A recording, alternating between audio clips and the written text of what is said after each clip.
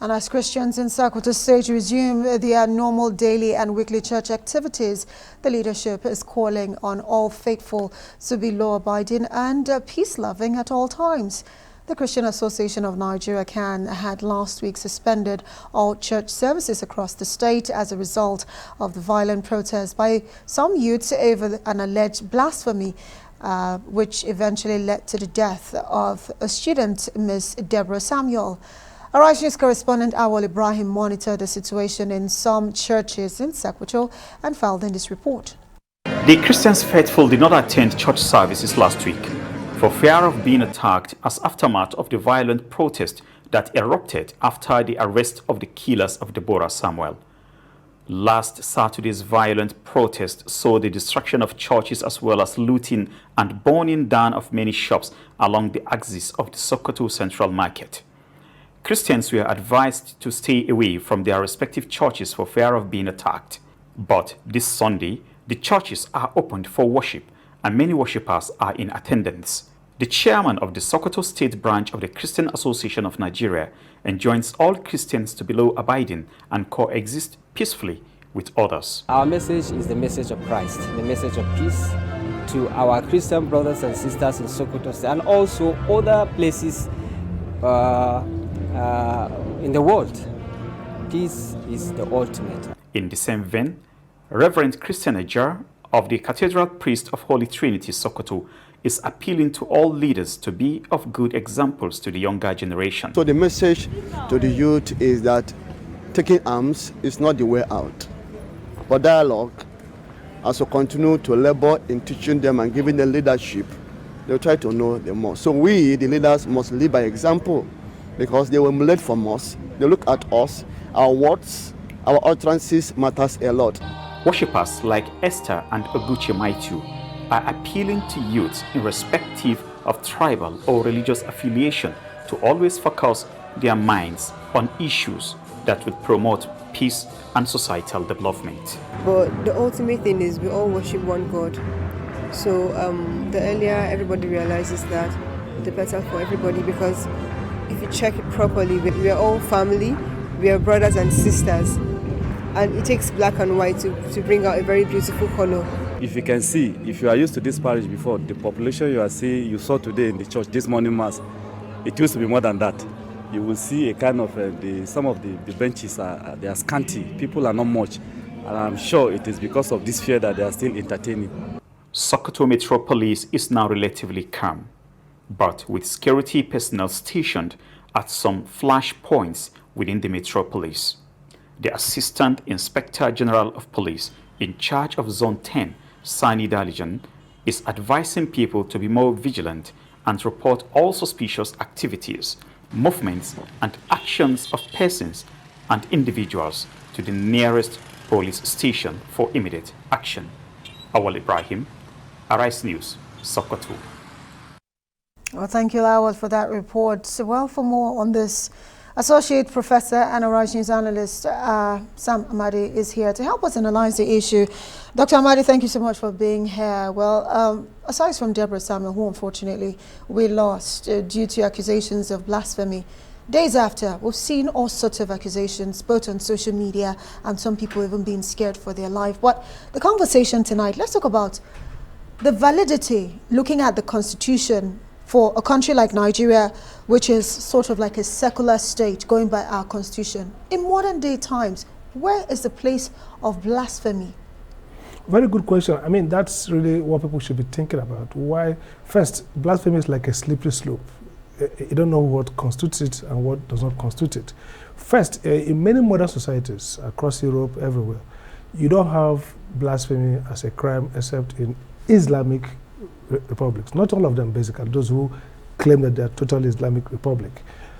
Again, if you look at Europe and elsewhere, we have offenses, crimes against defaming or scandalizing religious leaders. So, for example, in a criminal code, is a different thing from blasphemy. So, those offenses are designed to give everybody some kind of respect for their religious beliefs, not just Christianity or Muslim, but every religious belief, even philosophical belief. So the criminal code says it's an offense for somebody to scandalize or say some things against religious leaders. Now, it's different from blasphemy, because blasphemy is inherently something about maybe disputing the divinity of a particular religious leader. So in Islam, for example, if somebody says something against the prophet in one word or other, or even disputes his divinity or his prophethood, that could be dangerous. So the question is, it has no place in a secular state, because a secular state does threaten one. You have a freedom of religion. You have a freedom of no religion. People think that the freedom granted in Section 38 is for religious beliefs and non-belief. So people who don't believe in God or any form of, for example, somebody was jailed for saying he's an atheist. The mere fact he's a atheist, he doubts God, constitutes a basis for his apostasy, for him to be, convicted in Kano, Kaduna, just a few months ago. So those things are not available in a secular democracy, even if it's not secular, in a constitutional democracy, because the Constitution has given all of us the right to believe or not believe. Again, so when you talk about offenses against hate speech, for example, inciting comments, there are clear, intelligible, objective criteria to assess. So, for example, the European Human Rights Court looks at the point that, is this statement you made designed to offend people? Is it made in a context of a debate about belief, or just made, graciously to offend? Now, if it's made to offend, it doesn't matter whether it's religiously about Jesus or about Muhammad or anybody, it is prohibited, it can be prohibited. So in the Nigerian context, we can sit back and say, we don't want people to abuse each other or to ridicule each other's religion. So we're going to have an objective criteria. Then when people are alleged to have scandalized other people's religion, you can now objectively assess what they've said, the context in which they used it. So if, for example, an Amadi worshipper sees you say, all these oracles have no power, they have nothing they can do, then Amadi person can actually think you have committed blasphemy, because he believes that Amadi is a potent God that deserves respect. But if you come to where Amadi people are worshiping and say, all of you idiots, you are foolish people, that is an offense against them. So blasphemy is dangerous, because it's not about offending people. It's about not subscribing to a certain belief and a certain dignity or place that somebody holds. So if somebody says, for example, Jesus is not Lord, it's blasphemous to Christians who believe that Jesus is God. And on the reverse, people who don't believe that Jesus is God, maybe Muslims who believe that Jesus is just a prophet, if he says God, it could be a blasphemy. So I think that the blasphemy is a slippery slope that will cause this country to conflagrate. Okay. And it wasn't the Constitution. In 1959 Constitutional Conference up to 2000, there was no place for blasphemy in our secular law. But with Sharia coming in Zamfara, and we've done nothing, we've created a slippery slope that can now create this level of jungle justice, people privatizing justice and enforcement, because once you say, oh, this is blasphemy, it triggers the responsibility for you to enforce it on behalf of God. But if you have a real criminal offense of hate speech, of scandalizing other people, then it creates a process to assess, was this statement really wanton, reckless, and motivated to spite others, or basically a dispute or a disagreement over questions of faith. Right, and this is a worrying trend, because beyond the accusation, yes, we saw the situation of the young man in Kano who was sentenced, eventually we saw how that went out. But for the case of Deborah, for instance, it was instantaneous. And before you know, a person is gone. So right now, as we're looking ahead to elections, which is what is almost taking the attention of everyone, how can we stop this mob violence that we see for one reason or another, be it religious or whatever? How can we stop this trend?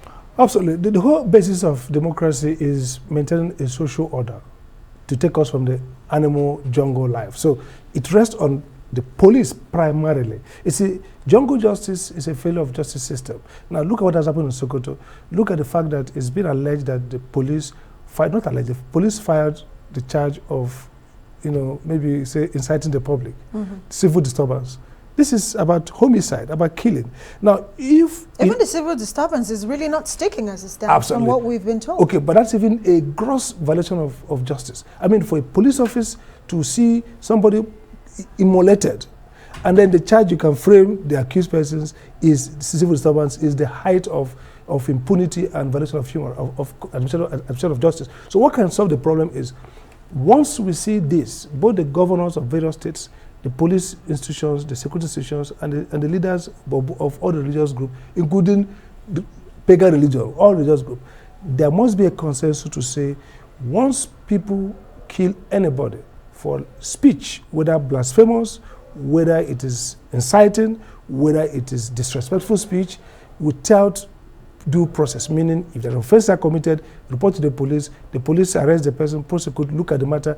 If you don't do that, that is, if all of them stand against it, and the police dutifully, courageously begin to profile charges against these persons on homicide, once that happens, you restore back the dignity and authority of the law. What we've seen now is that there's some kind of state inducement, state support, basically, to this mob justice across the country. Because once it happens, that way. Yes, the state does not go out against them. The state prevaricates.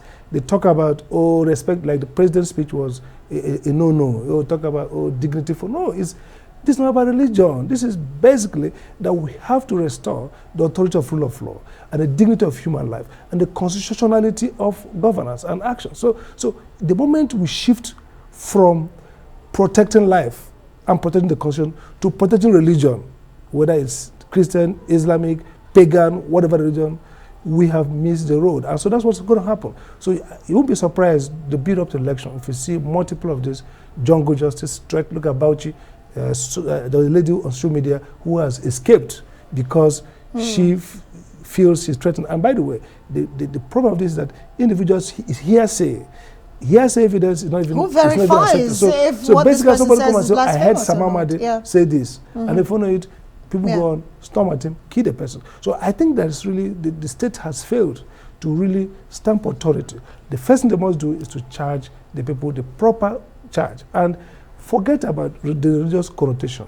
Focus on the issues of law, issues of crime. Because the moment you mingle crime and religion, then you create a lot of exemption. People begin to say, it's about, no. Street, like the Gumi himself said, and Sultan said, Gumi said, there's no place for this, is crime. This is violation of due process. Get this guy. So that's the way to go. Blasphemy should not be an offense, because we have a criminal code that talks about respect for religious authorities and symbols.